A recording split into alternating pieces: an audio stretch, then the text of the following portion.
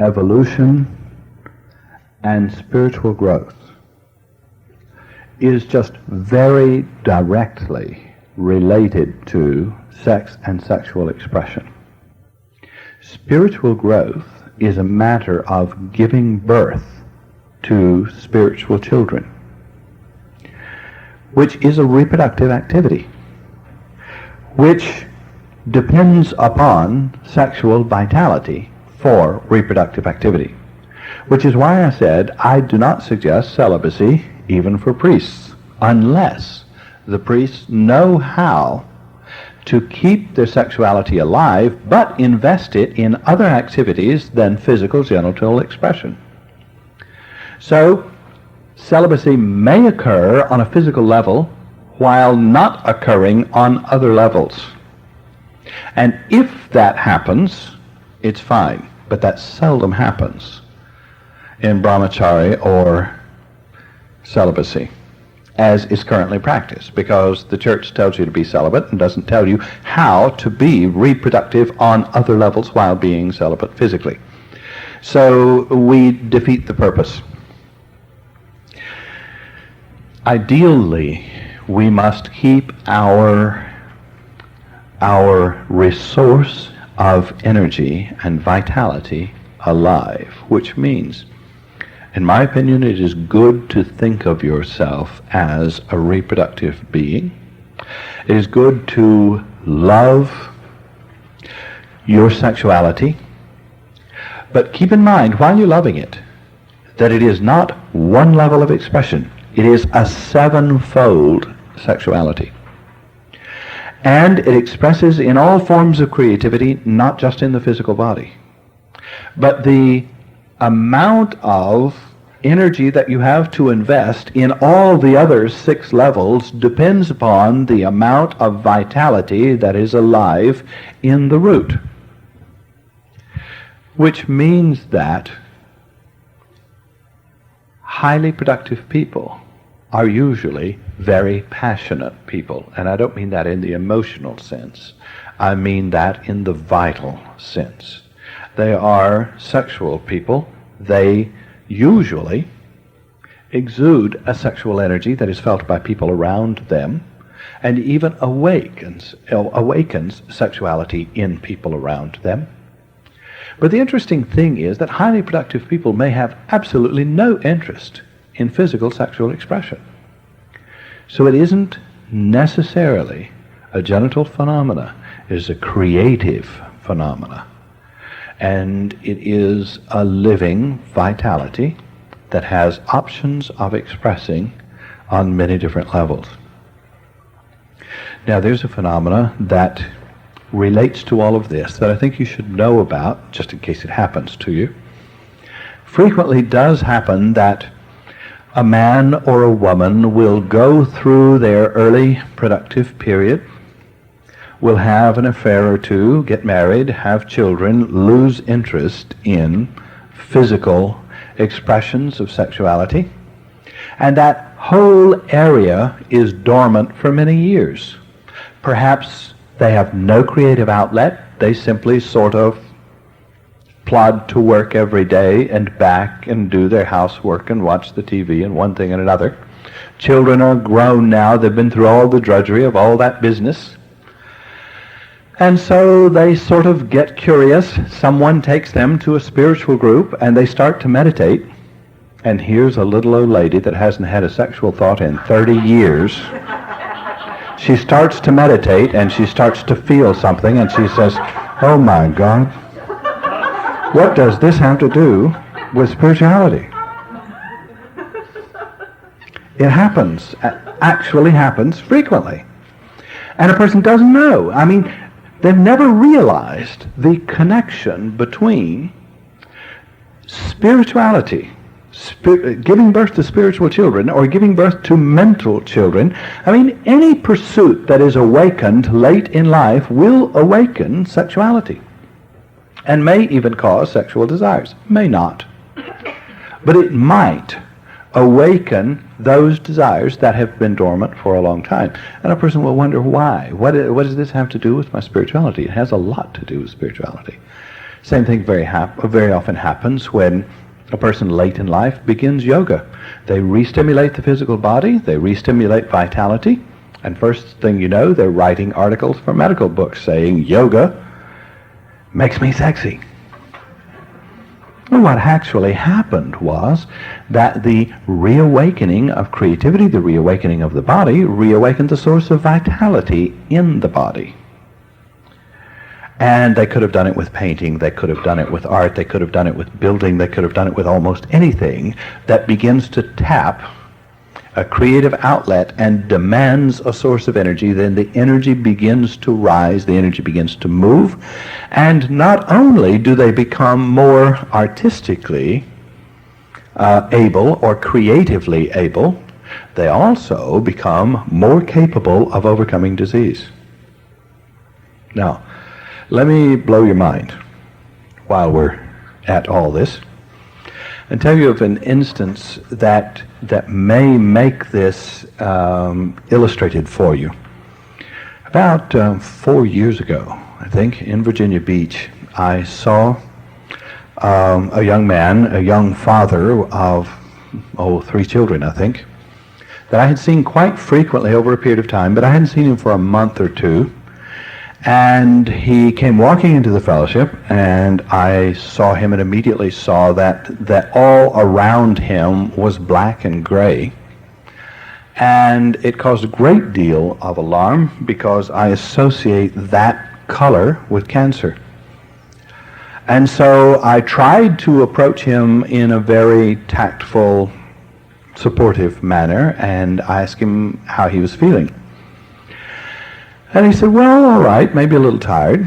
And I said, have you had recently a serious illness? Any symptoms at all? And he said, well, I had this boil on my leg, this big sore that was festered for a while, and it got pretty serious, and it's been pretty painful. And I said, listen, I don't want to alarm you, but I do want to suggest that you go to your doctor and understand what that is and treat it more seriously than a superficial sore. And I suggested a particular doctor who is very aware. He is a surgeon, but he is an ARE cooperating doctor, and he was tuned in. So the young man went to him and found that the staph infection on his leg had gone all the way into the bone, and he had bone cancer. And so he came back, a bit alarmed now, came back to see me and said, what do I do? I don't want to go through radiation and this and that and all these things that they do. And besides that, Dr. Brewer said that it's too late. I'm either going to lose the leg or my life, and it's impossible to save both. So I said, bring your wife and come to see me. Now I took a chance that these people are broad-minded enough to deal with what I was about to do. And I also asked another impartial witness, because I don't like to teach such things, leaving myself too terribly vulnerable. I simply showed his wife how to physically stimulate him, and then take the energy of that stimulation and stimulate the other 7 chakras in sequence, taking the energy out of the genitals and going up to stimulate other chakras. Looked like a sexual activity. Very alarming, especially done in the presence of a witness. But it saved his life and saved his leg. Both. He's fine now. Strong, healthy, no signs of cancer. Now, unfortunately, I can't run around the hospitals teaching all cancer patients these kinds of techniques. But I do want to say that it's important to realize that the one energy, the energy that heals physically, is physical vitality. And it is rooted in the base chakra. And although the stimulation of the genitals does not deal directly with the base chakra, that's the second chakra. But in order for the second chakra to receive energy, you have to draw it out of the base chakra. So you have to awaken it, and then stimulate it, and then transmute it. So a vital part of this particular act is prayer. Prayer and spiritual attunement. And done without spiritual attunement, it will remain in the lower two chakras and won't ever get high enough to cause physical healing. Is your mind blown yet? If there is not an ideal set, a spiritual ideal that is non-physical and that is in harmony with spiritual expression, if that ideal is not set and attuned to, the exercise that I just described will remain purely physical and have no power to heal. Is that clear? In other words, the stimulation of the sexual organs in itself doesn't do a darn thing for healing. Nothing. It only gives genital expression to energy. If, on the other hand, I can arouse energy deliberately by any method, sexual or otherwise, and then focus my thought and my ideal and my purpose on a spiritual or higher focus, higher ideal, then I will draw the energy that I have stimulated, that is now present, I will draw it to the ideal rather than to the physical outlet, which takes some doing, by the way. Takes some doing to change the nature of what you have stimulated into a different nature. You have to take your consciousness away from what you have deliberately produced in consciousness and now focus it on another purpose, another direction, another thought, completely divorcing your consciousness from the first thought. And that's the act of transmutation. So there is a transmuting activity for the purpose of healing. Now, it can be done another way for healing of another. There's a good friend of mine, a doctor in New Jersey, that discovered these principles through the readings and found that when he was working on a patient in the office, he would focus for a moment on sexual vitality, turn his consciousness to an ideal, and then apply his hands for manipulation in his chiropractic office and awaken healing potential.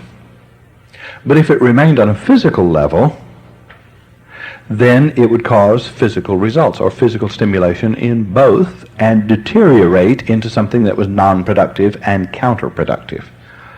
But if one has a spiritual ideal that is absolute, I'm committed to it, I have the integrity of that spiritual ideal, then the awakening of vital forces is energy behind that ideal and doesn't deteriorate into other expressions. I think it's important that you get in touch with the fact that you are manifesting on this plane as an electromagnetic being which has electromagnetic needs, which can be met in many ways, on many levels, in interpersonal relationships. Men need to be much more aware of what you get from men, from one another. You should, in fact, replenish your masculinity, recharge your positive cells by touching and interacting with other men. Now, you can do it with wrestling if you want to. You can do it with football if you want to. You can do it with spectator sports, although that's less effective. You need to participate to really do it well. But when touching is involved, it is best done by touching. And men need some kind of athletics as an excuse for touching in our culture. So if you have to wrestle, wrestle. And if you can get away with it, just hug. But in any case, replenish your positive energy by touching. Also, replenish your negative energy or feminine energy in relationships. And you will need relationships other than your wife. Now, what I mean by that is that your wife is one quality of feminine energy, and your sexual relationships, your physical sexual relationships, will probably take care of themselves within the marriage. Your interaction with other women should replenish your needs on other levels.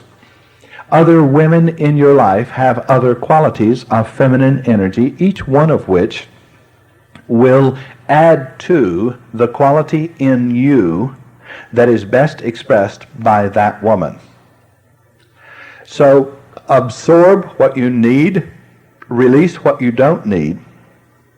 One word of warning: do not assume that because a particular female is stimulating to you, that there is a need for a physical sexual relationship with her.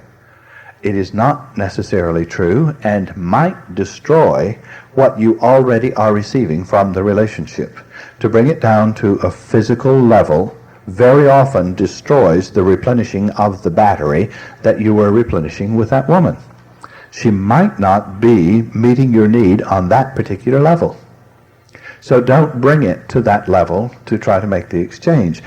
In other words, enjoy the presence of all people and know that there is an exchange. You are participating in the life of another person on the level that you enjoy the participation. Don't assume that it must manifest on other levels as well. Maybe it should, maybe it shouldn't, but that's a serious consideration. And don't make an automatic assumption that because I enjoy being with a person of the opposite sex, that we should consummate this relationship physically. You might very well destroy it, very often do. Do understand what's going on. Do understand that there is an exchange. Sometimes we enter a physical relationship because we want an exchange, as if it were not happening. The thing to realize is it's already happening. It is happening with me at another level. It is replenishing. It is stimulating. It is giving me an aspect of myself that that person represents, and that person is in my life for the purpose of giving that to me. People who interact with large audiences are very fortunate if it is a two-way relationship. In other words, if I will receive from you what all of you are, then I receive the benefit of each one of you individually, stimulating that in me that you represent to me. Now, if I'm receptive, if I become feminine to you, and I can increase that by doing it deliberately, by trying to feel in me what you feel like to me. Now, sometimes you'll see people doing that. I watch this happen in exchanges sometimes. When you're with a person that you greatly admire, you will very quickly find yourself imitating the mannerisms of that person, which means you became feminine to that person. They impregnated you with an energy they were putting out. Whether they were male or not, in the physical, they were male to you. In that situation, you gave birth to their child. Okay? It is a great way to grow. You can have the beautiful qualities of the people that you meet by becoming feminine to them, absorbing them, and giving birth to their child in you. And it's a marvelous way to grow. But it requires that you drop your ego defenses. If I'm sitting up here thinking I'm the teacher in this relationship, I will not get what you have to give me. All of you came bearing gifts. If I see them as gifts, recognize your beauty from where I sit, then your gift is mine. I have received from you. And goodness knows, all of you collectively have more to give to me than I singly have to give to you. On the other hand, you're not stuck with just receiving what I have to give either. All the rest of these people are here with you, just as they're here with me. And you can open to all of them individually.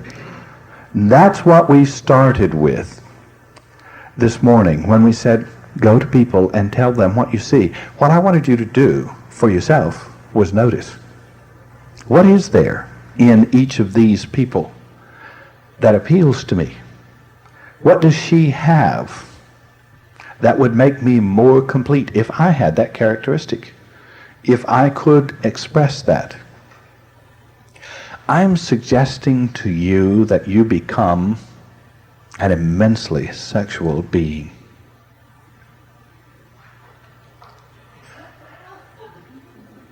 And enjoy it.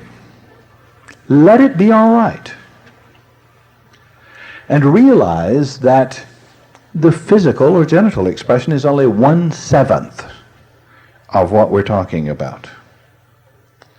And that level, too, is beautiful.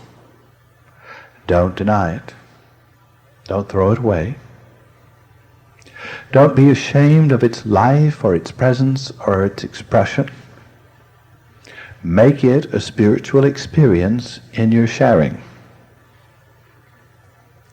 Which brings up the question, when should you have a physical, sexual, genital contact relationship with another person? In my opinion, the answer to that question is whenever two are joined, Christ is present. When you and another person coming together make one whole, when you can make it a whole relationship that is completing to you on all levels, then the act that you are participating in is an act of marriage. Now, that will imply a contract, and you should keep that contract. In other words, I am saying to you that promiscuous relationships are draining, physically, mentally, and spiritually. Very draining.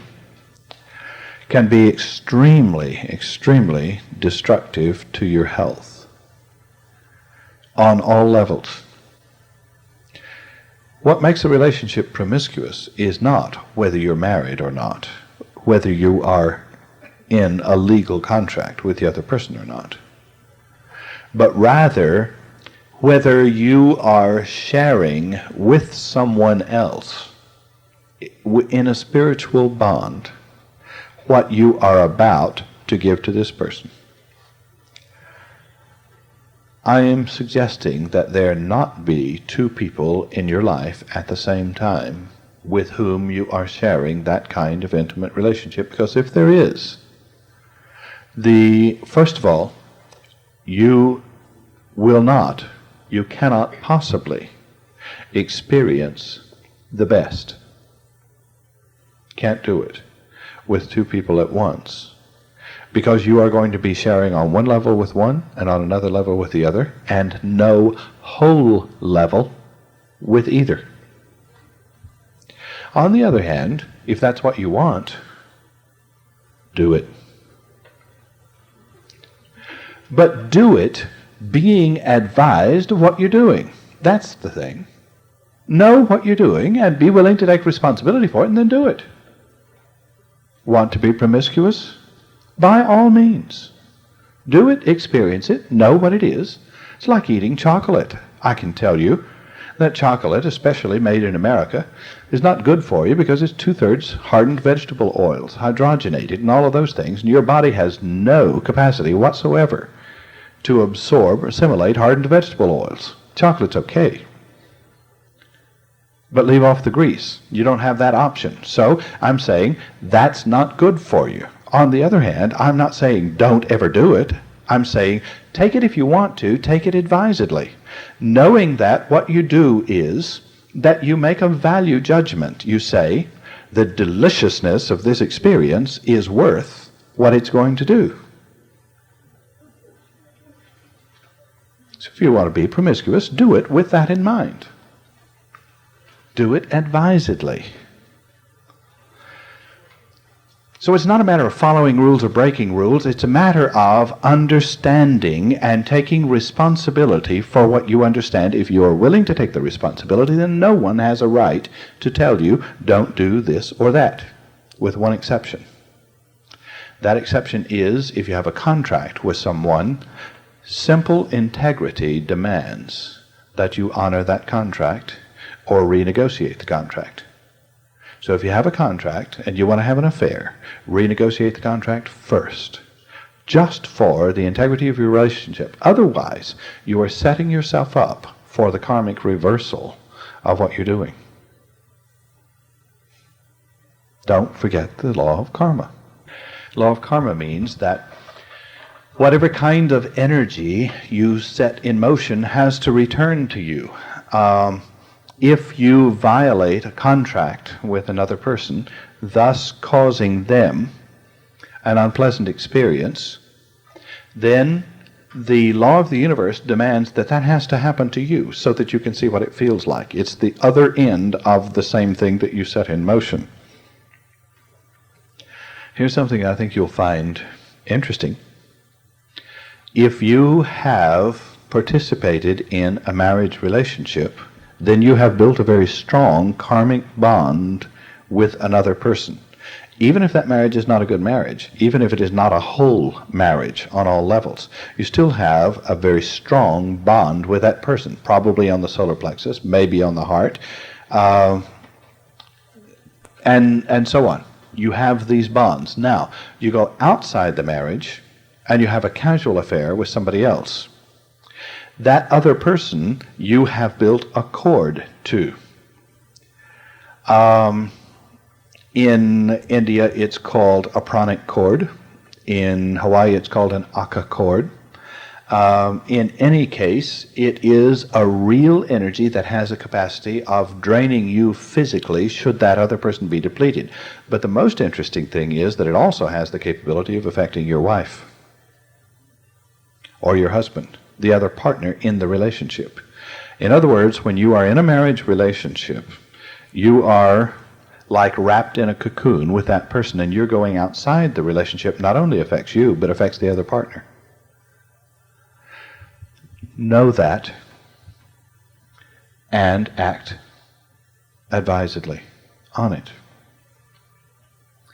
The very essence of who you are and what you are is in this sevenfold energy. That's who you are. It is what you have to invest. Invest it wisely. Use it as you would use something very, very precious. The more you take something extremely precious, the more you take it for granted. Promiscuous people get very, very little out of sexual relationships. People who make sexual relationships beautiful and precious have an enormous, beautiful experience each time, as it is approached with care, it is approached with beauty, it is approached with the ultimate stimulus to the physical. To promiscuous people, sex is debilitating. To a wise person, sex is energizing. And the difference is whether you expended yourself or recharged yourself.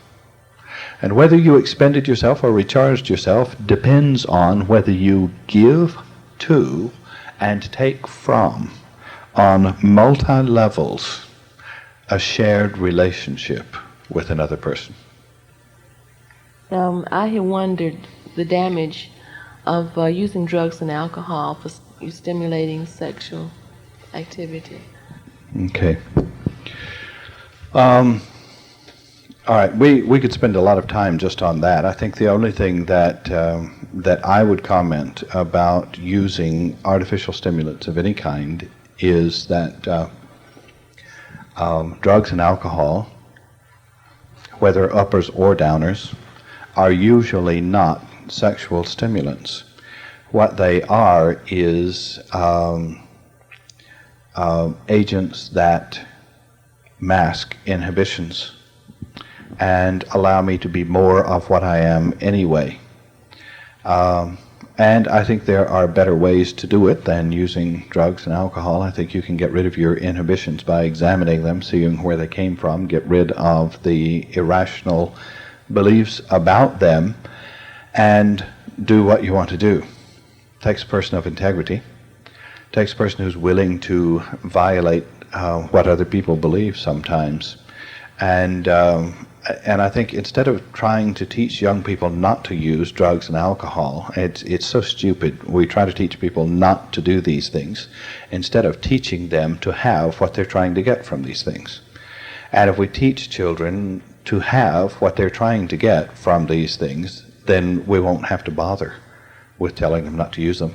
I mean, they'll be bored with them. What for? What do I need that for?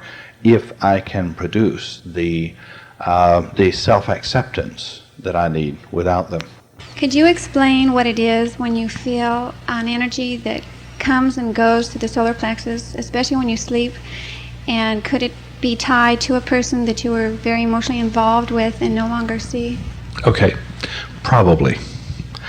One of the best ways to know is, and I've done this many times myself in the past, when that kind of an energy suddenly hits you, you sort of, in your mind's eye, go through a list of who that might be. And one of them will go boing, and you know, okay, that's where it is. Then the next thing you do is ask another question. Is there something wrong with that person? And sometimes that energy will get stronger and tighter and maybe a sinking feeling, thud, yes, there's something wrong. Then ask another question. Is it physical illness? No. Is it a financial loss? It's like a guessing game. You start asking questions, and you will get yes or no answers from your own solar plexus by doing that. I do it a lot with my daughter, who's in Texas. Do it all the time. Every time something goes wrong with her, I get it right in the solar plexus. And then I'll focus on her image. It may be her, it may be my brother, it may be one of the students, whoever. And whoever it is, I focus on them, I hold an image, and I go through my whole series of questions until I find what it is. And then I ask what I can do about it, and I try to repair it, perhaps at a distance and perhaps directly. So that energy can come and go just suddenly without you even consciously thinking of that person, but maybe they're thinking of you, or... They may not even be thinking of you. What makes that feeling come and go? If you have ever had, this is getting ahead of us too, if you have ever had a sexual relationship with someone else, you have a cord that attaches you to that person. And unless you have taken active responsibility for disconnecting that cord, it'll remain there for the rest of your life.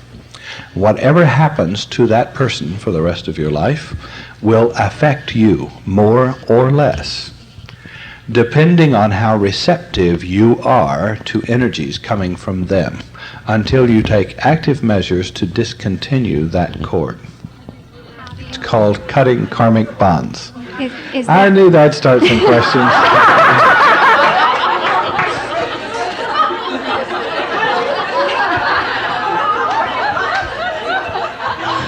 I got to tell you a story. I was in Europe and I did a lecture on sex at the Festival for Mind and Body. And a lot of people bought tapes and so on, and I came back to America and I had mentioned this about karmic bonds that are formed with sexual relationships and so on. I didn't think much more about it. I didn't tell them how to discontinue the bonds. Nobody asked. About a year later, I was in Europe again, and I had this urgent message that these two ladies wanted to see me. And so they came to my hotel room, and they came in and they said, we were at your lecture on sex last year at Festival for Mind and Body. We haven't slept since. We have a question. We were hookers before we became involved in spiritual growth. They said, what are we going to do? They were really interesting. Okay. I will give you a technique for discontinuing karmic bonds a little bit later, after we talk about what the bonds are and how they're formed. Then I will talk about how to discontinue them. if any of you have read Castaneda's book, Carlos Castaneda, he does an excellent job of describing what a person sees clairvoyantly when they see a body. And that is a mass of little lines going out from the center. And the mass of lines usually wraps all the way around in both directions. It also, this mass of little lines of light, is capable of going out to another person and wrapping around that person. We are capable of doing that emotionally in conversation. As a matter of fact, you can stand and watch people at this seminar approach each other, and you see some interesting things happening. This person will come up to this person and start sending out his little line of light, hoping to wrap it around, and this person will send out his little line of light and will rebuff that one and not accept his line of light.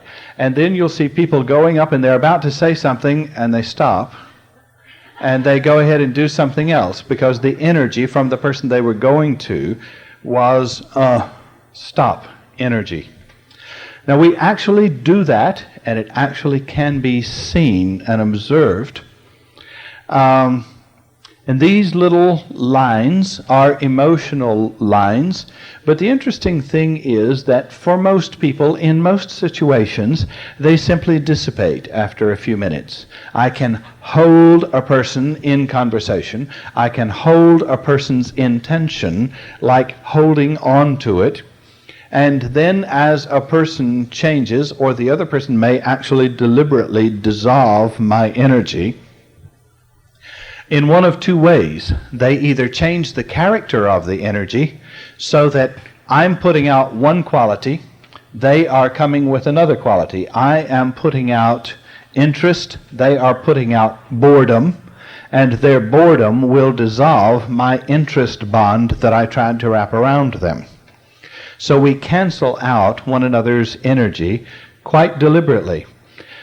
The interesting thing is that if I put out a hate energy or a resentment energy to a person that is trying to draw energy from me, then I have done myself a disservice, because that person that may be depleted will suck energy right out of me through that bond, because hate energy and resentment energy is so similar to love and acceptance energy that the person seeking acceptance will latch onto that and suck the energy right out of it.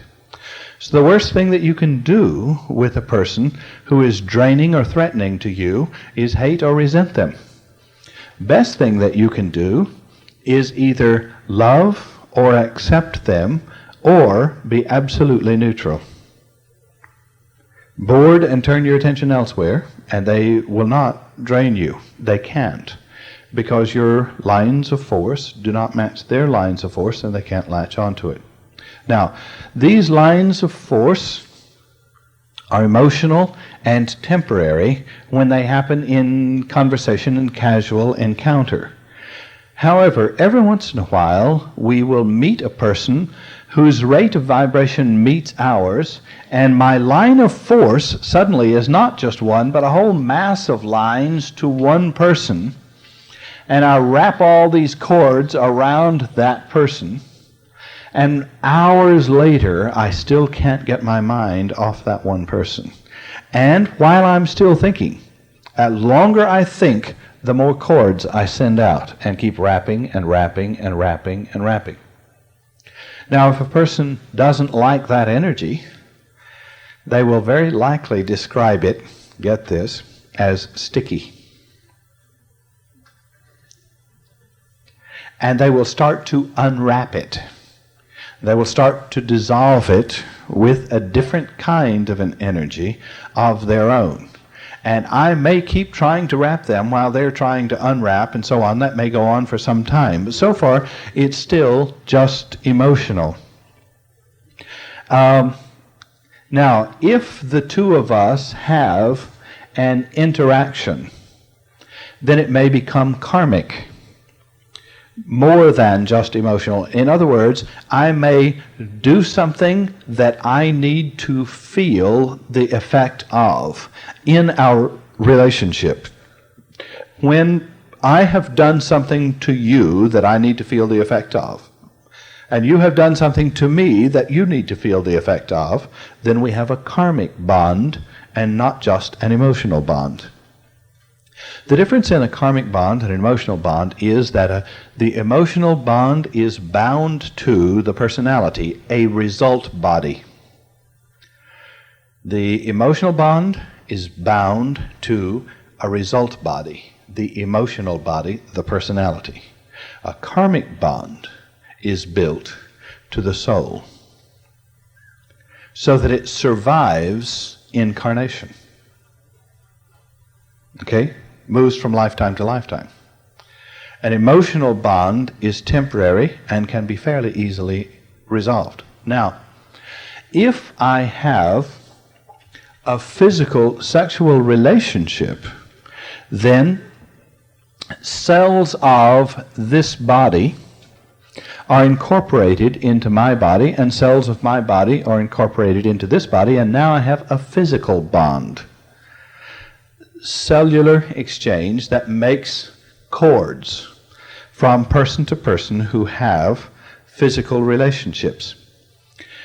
Now, it's not an emotional bond necessarily, although they usually are both, but not always. Usually, when I build a physical bond, I also build an emotional bond at the same time. So that I have three levels of bonds. I have karmic, emotional, and physical bonds. Now, the dissolving of the emotional bonds is usually not too difficult. Unless it is built over a period of years and involves an attachment of my solar plexus to that person's solar plexus, and that doesn't usually happen with several people at once. It usually happens between one person and another person. But what happens in a relationship like that is that we actually grow together. In a love relationship that lasts for a time, sometimes not even a good one, we will grow together. And then when suddenly that relationship is severed, we experience what is called etheric bleeding. Now, this is only severed if this person stops accepting the energy that I am putting out to the relationship.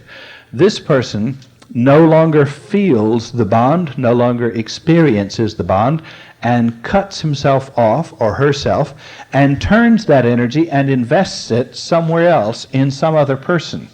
Now, what I'm doing is I'm still trying to depend on receiving their energy, which I'm not anymore, and I'm putting out energy to them, and it is as if the energy is spilling. It is called emotional bleeding or etheric bleeding. It feels like a depletion, and even a soreness, a literal physical soreness can occur in the solar plexus because a relationship is suddenly cut off, and I feel this going out of energy that isn't being received. Now, the way this person cut the bond was by forming a new bond with someone else.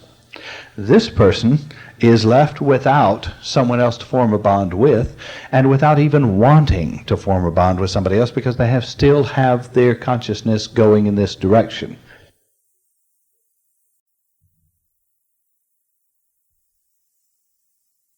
The perennial question, the question people always ask is, how can I seal myself and stop hurting at the end of a relationship? And there are two steps or two answers to that question. One is reinvest the energy in someone else, and of course that's what people too often tell you, and you don't want to reinvest it in someone else. So the better answer is reinvest that energy in yourself. So vitally important that you avoid thinking about the other person or seeing their face if you can. And the best way to do that is every time you see the other person's face or think about that other person, transpose your own face and thoughts about yourself over it. Cover that other person with concern for yourself and love for yourself, self-appreciation, self-worth. Usually when there is such a loss, and we feel the loss very strongly, it is because we were dependent upon that other person for our self-worth. And frankly, you shouldn't have gotten into that kind of relationship in the first place. Ideally, a whole person accepts himself, doesn't become dependent upon another person for self-worth, and if you're dependent on a person for self-worth and they pull out of your life, don't blame them. You formed a wrong relationship with wrong kinds of bonds. You gave them the ability to affect you as you are being affected. Don't blame them for doing so. You structured it. So that's ending emotional bonds. Now, ending karmic bonds is done in a slightly different way. Ending a karmic bond soul to soul means if you realize that you are bonded to another person. Now, let me explain this for a second. You are bonded to people you hate karmically at least as strongly as you are bonded to the people you love. The people you dislike most in this life are probably people that you are karmically bound to soul, and it means that you're going to have to return with that person in a close relationship. Maybe your mother-in-law. You'll have a close relationship with that person in a future lifetime because you're bound to them with an unresolved bond. Now, the way to end karmic bonds is to resolve the situation that produced them, which means, essentially, become a different person than the kind of person or quality of person that built that bond. If you have a bond of fear or hate or revulsion with another person, then realize that you're karmically bound to that person, tied to them. You must return, you must resolve the conflict. Resolve it now by becoming a different kind of person than the one who formed the bond. Become a different kind of person than the one who would form such a bond. Become a different kind of person than one who would act in the way that you acted before. Now, if possible, actually go to the person and resolve it, person to person. But more important, realize that your bond is not literally with the person. It is with the action that occurred between you. You are both bound to a common action. So you're not really bound to the person. So you can end a karmic bond with another person even if that other person doesn't end the karmic bond with you. It doesn't have to be mutual. You can end it unilaterally. You can end all of these unilaterally. Okay? You end it by resolving your karmic conflict with the situation. That'll end a karmic bond. Now, the physical bond that is built, the ending of physical bonds with another person is done in the same way as the ending of the emotional bond. It's best done this way. Use a visualization technique. Use a meditation and visualize the building of that cord with the other person. And imagine that you can see it like a little line, like a little shiny thread, going to that other person. And in your visualization, cut that cord and tie it and tuck it back into yourself. Now, It may seem ridiculous that just visualizing cutting a cord between you and another person could actually end a physical bond between cells of your body and cells of your body, because that's what that bond is. But let me assure you, it is not the visualization of cutting it that actually cuts it. But your consciousness is a cause, a creator. Visualization is only a way to put your creativity into form. But it is your intent, your creative intent, that cuts the bond. Visualization lets you make contact with the fact that it exists, get in touch with the bond, and then your consciousness will cut it. But I would suggest that you deliberately cut and tie any emotional relationship or physical relationship that is not serving you now. End it and form new relationships. Be clean and finished in your relationships. The best way to know whether the cord still exists or not is to know whether from time to time you suddenly think of that person. They just pop into your mind for no reason. And especially if it is difficult to get them out of your mind when you do think of them. If it is, then you need to cut the cord, and you may have to cut it again and again because you rebuild it every time you focus on that person and think about them. So cut the cord, and if you do it repeatedly, they'll quit popping up in your mind and your emotions and your life.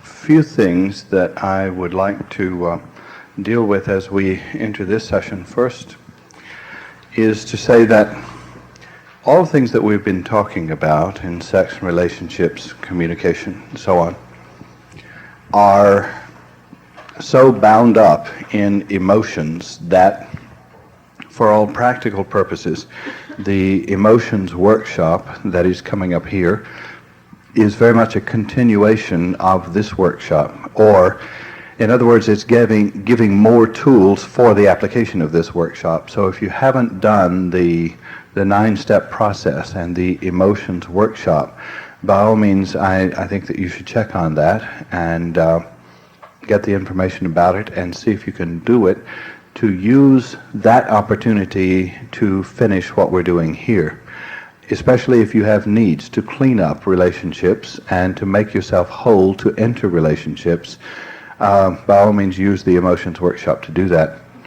Also, if you haven't had inner light consciousness, I think it's almost indispensable to living a whole life.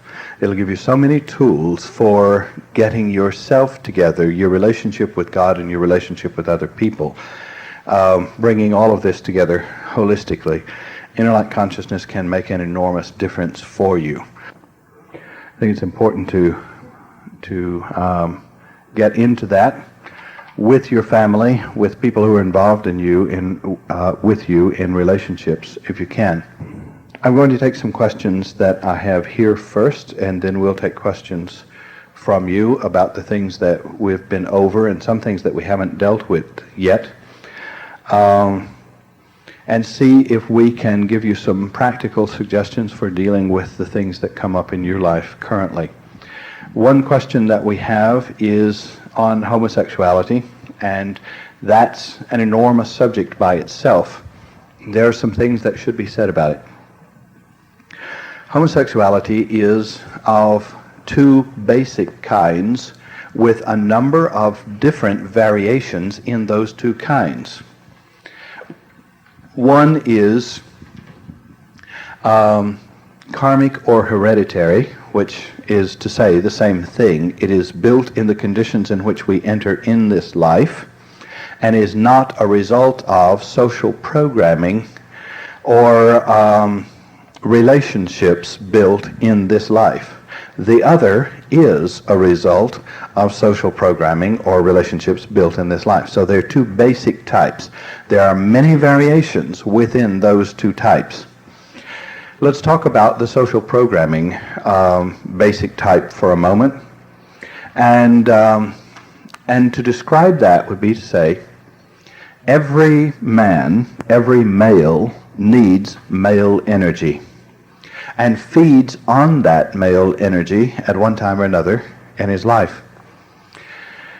Socially programmed homosexuality can occur at several different junctures in life, and very often occurs very early in ages 2 and 3 and 4 and so on. When a child feels that one kind of energy is being satisfied and feels an enormous vacuum in the other kind, then that child will try to make up for the vacuum for the rest of their life. So that's one type of programmed homosexual need. And that kind of need will occur by the person trying to drain away the energy of very masculine males.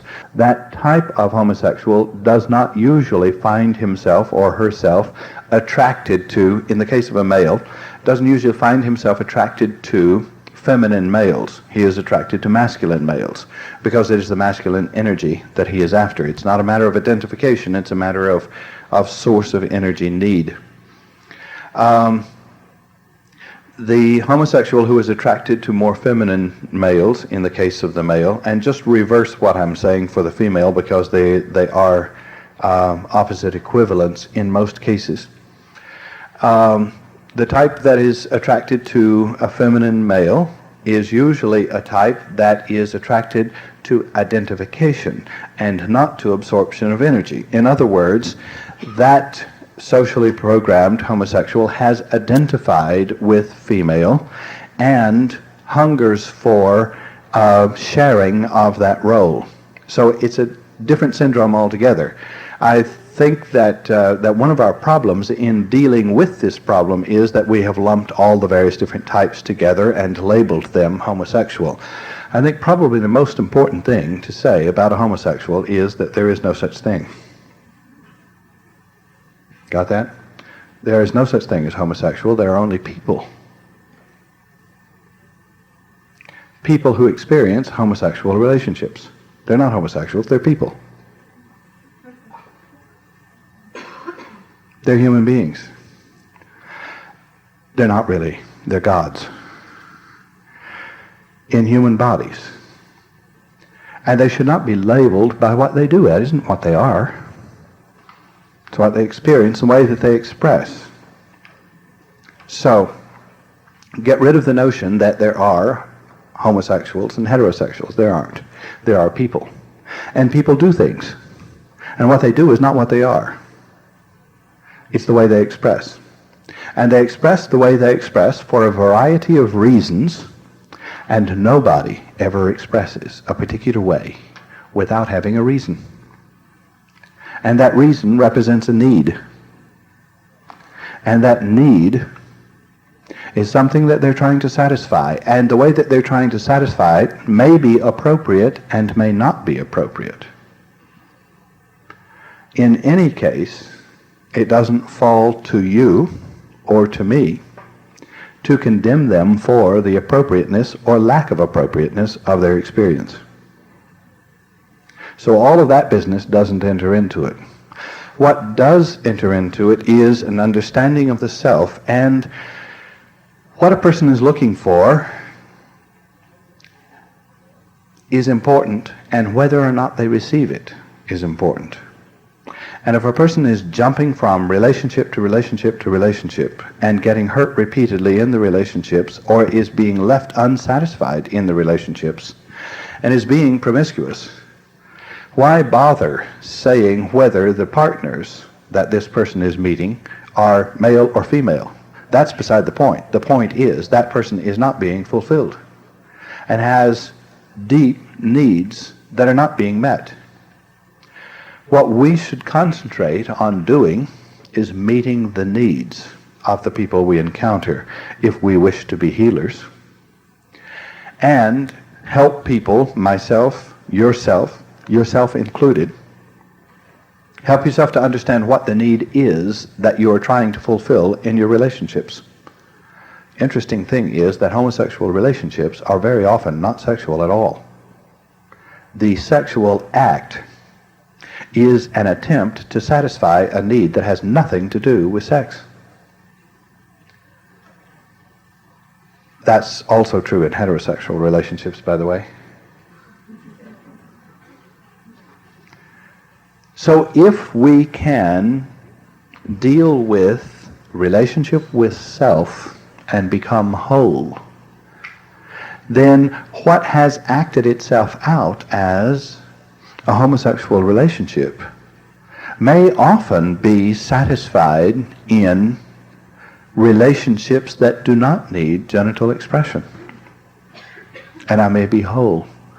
I may be able to get my masculinity, my respect for my masculinity and my expression of my masculinity without having to borrow it,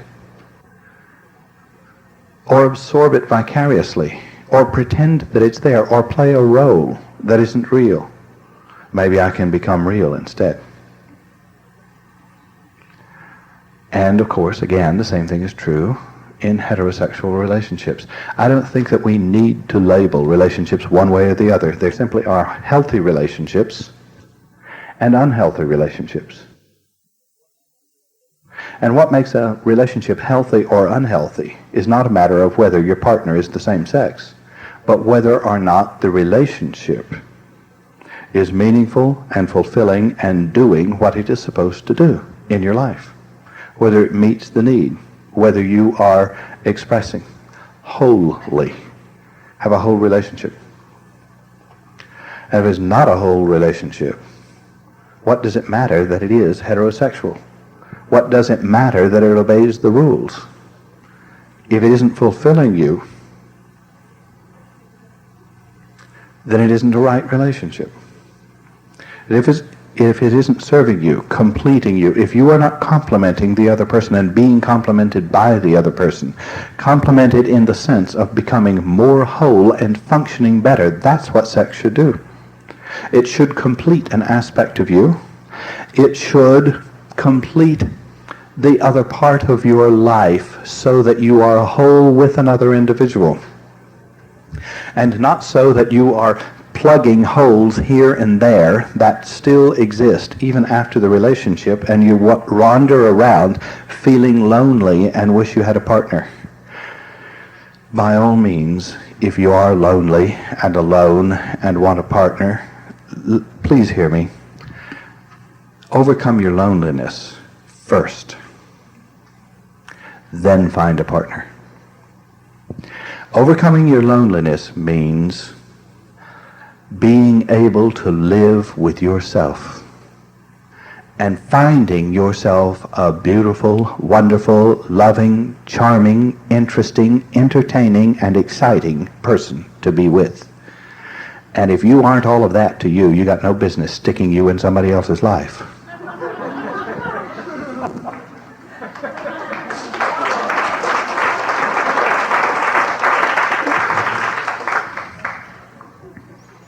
And if you are all of that to you, it's amazing what you find in others. They are always there.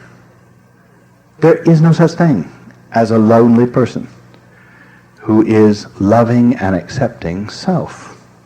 Loneliness is not a matter of whether other people are available or not. Loneliness is a matter of self-acceptance. Now, once that is taken care of, then you don't have to deal with questions about homosexuality either. That is also taken care of. A whole person will have whole and healthy relationships, and may have very close and warm and wonderful and intimate relationships with people of the same sex, but will not exclude people of the opposite sex. And I'm not talking about bisexual physical relationships either, necessarily.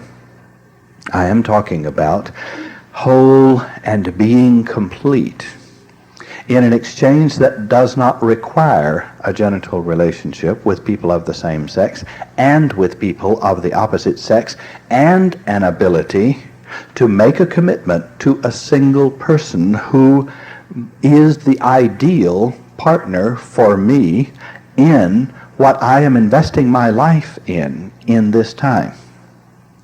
I can still have individual projects, but my individual projects are complementary to the ideal that the two of us have set in a marriage. and I will support the individual projects instead of feeling that she is doing her thing and I resent that because the time in which she is doing that thing is taking away from her time with me and I'm competing with another lover. That's usually true. You know, the lovers that we compete with are not always in physical bodies.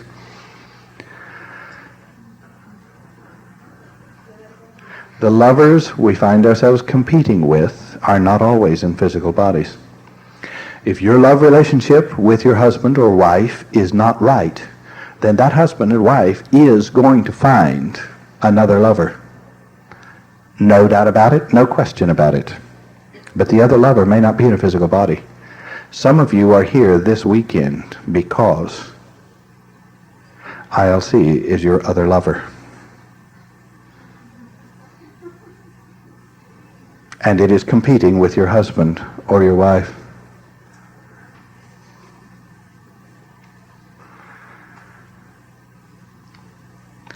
You need to admit that you have two lovers,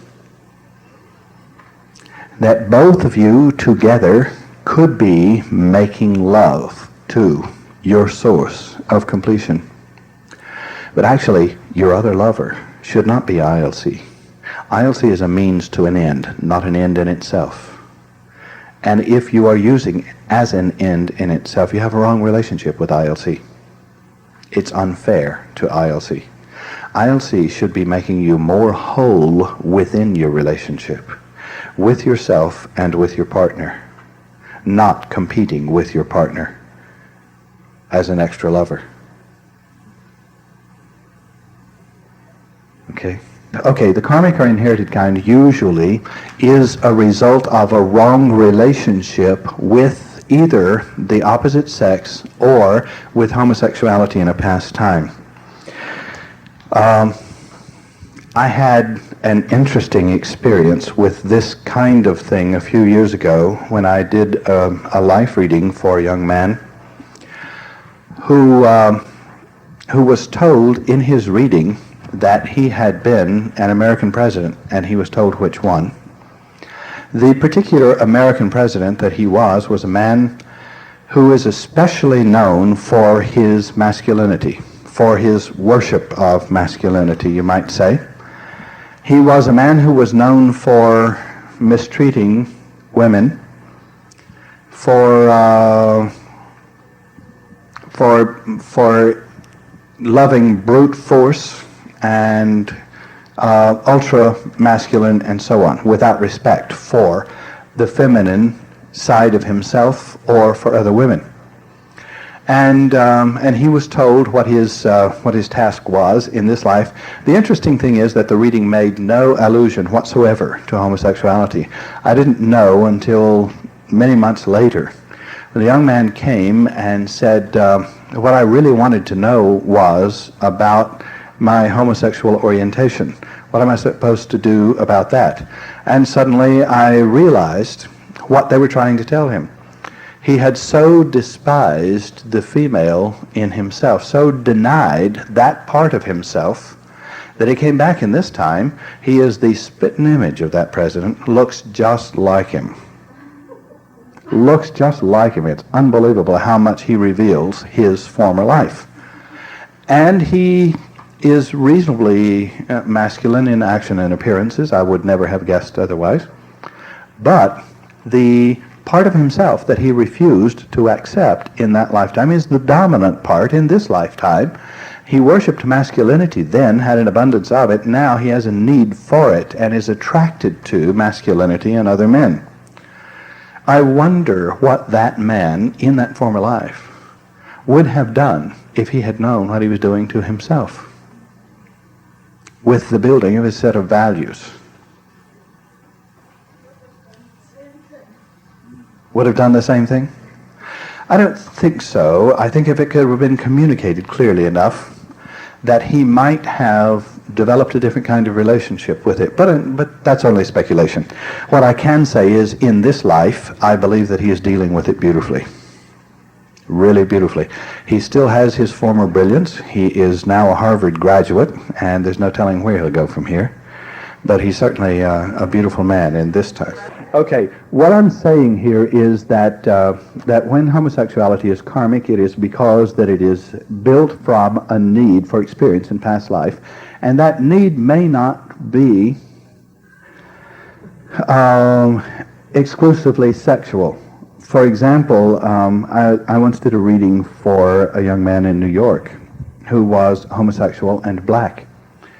And the reason, according to the reading, that he entered under the conditions that he entered in this time is because of the way that he related to minorities and people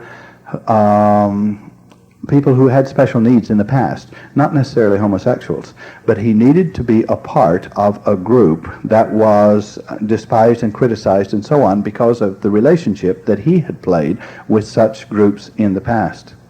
And so he entered in a relationship that allowed him to deal with forces that he had set in motion in a time past.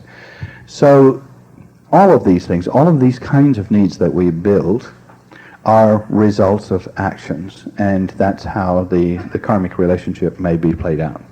Masculine tendencies in a woman do not change the polarity of the chakras. The polarity of the woman is still female polarity. And so the need for masculine energy is not likely to come from that relationship. But the need of males for masculine energy should come from interaction, from appropriate interaction. We simply are not constructed for the satisfaction of that need sexually. And it isn't the most efficient way of transferring energy, and it doesn't usually work. It isn't usually satisfying. A man's need for masculine energy is better satisfied in sports relationships or contact relationships with other men, non-sexual, not a genital relationship. But that need for masculine energy cannot be satisfied in a genital relationship with a woman, no matter how masculine she is, because her polarity is still female, even if she has masculine traits and tendencies and personality. But I'm thinking of the psychological need for the Okay, yeah. Not the, all right. Other needs can be satisfied on other levels, yes, certainly, and are. People do play out the psychological needs for certain types, but we're into other chakra levels now, and that doesn't even have to be satisfied sexually. It can be satisfied in other ways. Okay. Questions that we have here. Is a relationship with another person debilitating if there is no sex with a marriage partner? Not necessarily. A relationship outside of marriage may be building and not debilitating, even if we're married. However, there are other conflicts produced in that relationship that make it not the best way to do it. If we're going to have a satisfying relationship, then we should end our contract and form a new contract in order to do that. So ideally, another person outside the marriage is not a satisfaction for the needs. Not necessarily debilitating, but produces other conflicts that have to be resolved somewhere. If one has never married and has never had physical sexual relations, but has a relationship on other levels, is anything missing? Not necessarily. It very likely is, but it doesn't have to be. The reason that I say it doesn't have to be is because many of the masters, many of the great mystics, never had a physical relationship in the sense that we think of physical relationships, but were able to satisfy the need for that kind of relationship through the exchanges that we've been talking about, interactions between males and females. For example, Jesus said it this way. He said, "Who is my mother, who in fact are my sisters. Who are the women that are the other part of my life? And then he said, all of you are. It is my relationship with you that sustains and fulfills me, and it does not need to be acted out with the physical body, except with touch and with fulfillment in our relationships. It doesn't have to be a genital sexual relationship. However, the reason that I say it likely does mean that something is missing is because that usually if a person never has a physical sexual relationship, it is because that there is a fear or something unfulfilled in self and something is being denied. So the fact that there is or isn't a relationship does not tell me whether a person is whole or not. But the reason that there is not a relationship may mean that a person is not whole. So that the reason, the cause, the source of that lack of relationship might need to be discussed.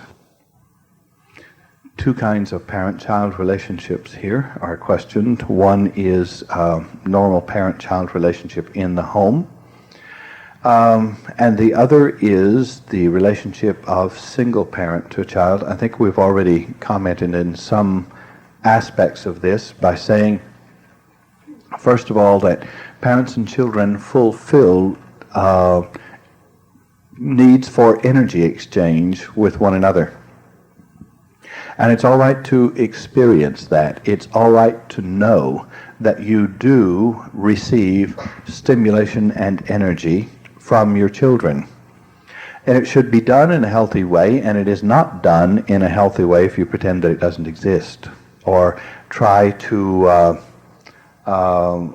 excuse it by feeling guilty and by separating yourself from the child and that sort of thing.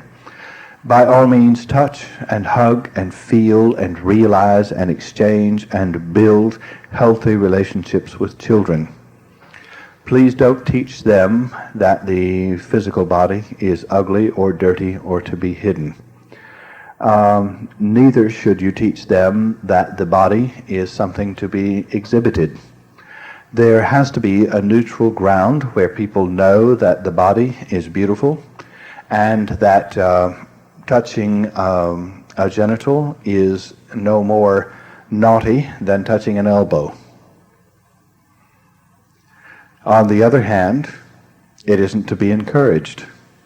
You don't encourage children to rub their elbows. So let love be all right. Let touch be all right. Let beauty be all right. Let intimacy be all right.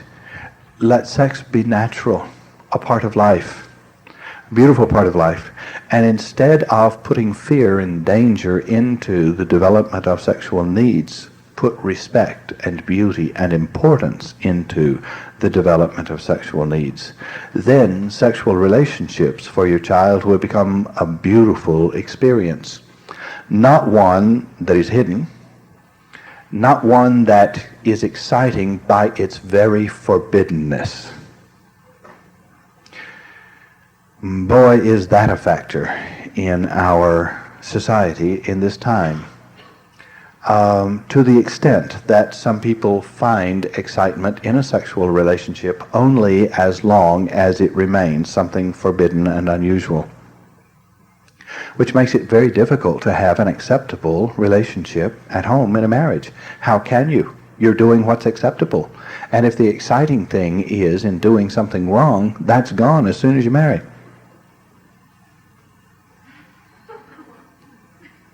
How often does sex lose its appeal when you have a license? Well, that's part of the irrationality of our culture.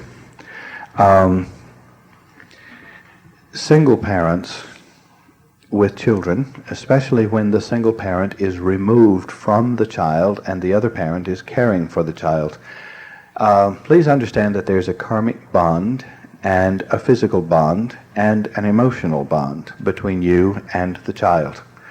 It is usually important to keep it alive.